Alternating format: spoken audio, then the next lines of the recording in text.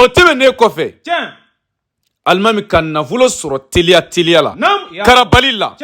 k'i to i ka funangɛniya kɔnɔ i ka denmisɛnniya kɔnɔ ka sɔrɔ i ma baara jugu kɛ ka nafolo sɔrɔ teliya la ni ala ka kuranɛ jɛlen nɔgɔ t'a la conséquence t'a la tɔɔrɔ t'a kɔfɛ dekun t'a kɔfɛ alimami Iza Wakati baara don ne ye nin fɔ siɲɛ caman maa caman y'a baara kɛ an balakaw la ani an falakaw la u y'a dɔn min fɔ nkalon t'a la ayi cɛ o cɛ ye Iza Wakati baara kɛ muso o muso ye Iza Wakati baara kɛ alimami bilahi ala na nafolo nɔgɔya i ye i bɛ diɲɛ jamana o jamana i bɛ dugu o dugu n'i bɛ fɛ ka nafolo sɔrɔ teliya la ni ala tɔgɔ jɛlen ni kuranɛ jɛlen nɔgɔ t'a la tɔɔrɔ t'a kɔfɛ dekun t'a kɔfɛ na Iza Wakati baara kɛ baara in alimami y'a nɔgɔya diɲɛ bɛɛ ye ayi sabu ka d'a kan ne b'a dɔn n'a baara kɛla maa o maa ye hali n'a y'a sɔrɔ i dalen t'a la n'i sera garibukɛ ma walima n'i ye n wele alimami n'a baara kɛla i n'a dɔn garibukɛ ye min fɔ wulibali don a tɛ yɛlɛma karamɔgɔ kumakɛlaw cɛya la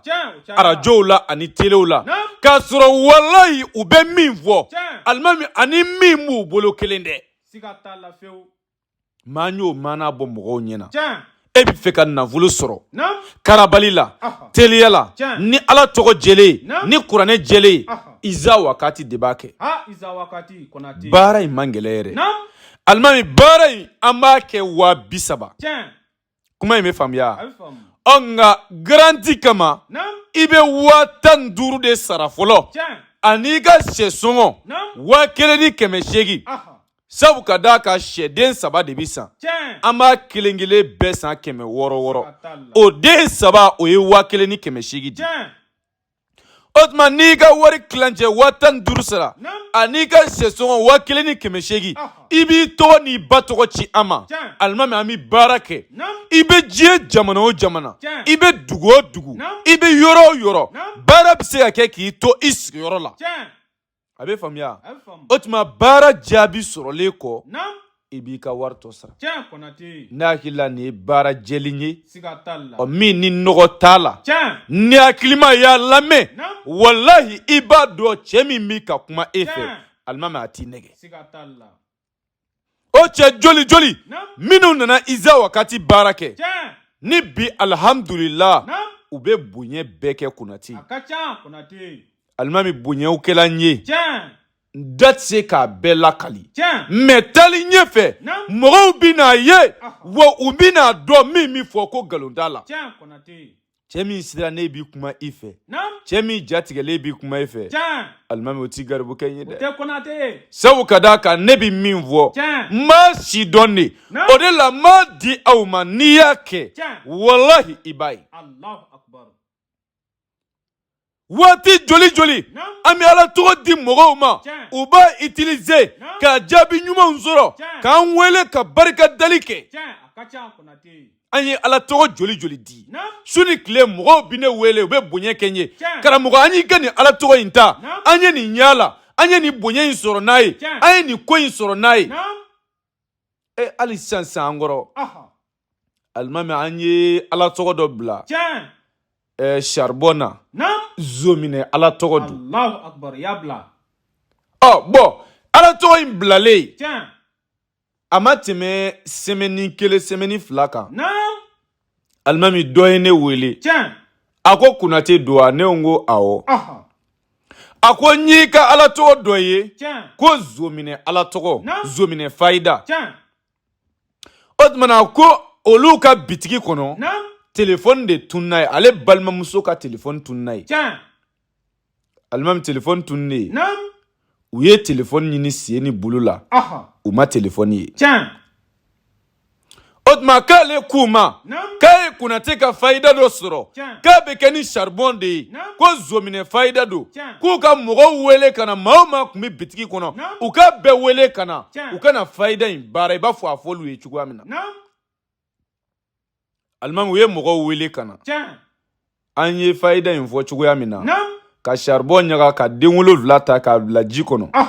ka bɛɛ wele ka na bɛɛ k'i tigɛ don a kɔnɔ alimami u y'a kɛ o kɛcogo la ko tile 7 tɛ dɛ wallahi ko tile damadɔ ne ko mɔgɔw ma tile 7 i bɛna ye a tigi tigɛ bɛ funu mais ale ko tile 1 tile 2 ka se tile 3 ma ko ale balimamuso yɛrɛ den ko bolo funna tɛ Allahu Akbar u yalala fan bɛɛ u ma fura sɔrɔ a la u ye ne wele ko ne ka sabali ka fɛn f'u ye min bɛ se ka nin funu jigi ne ko baasi tɛ fura kelen min b'a la o ye safinma de u k'o ɲini k'o sisi k'o mugu bɔ ni k'o ni situlu ɲagami ka to k'a kɛ ka fununda in mun alimami n'o kɛla a bi ban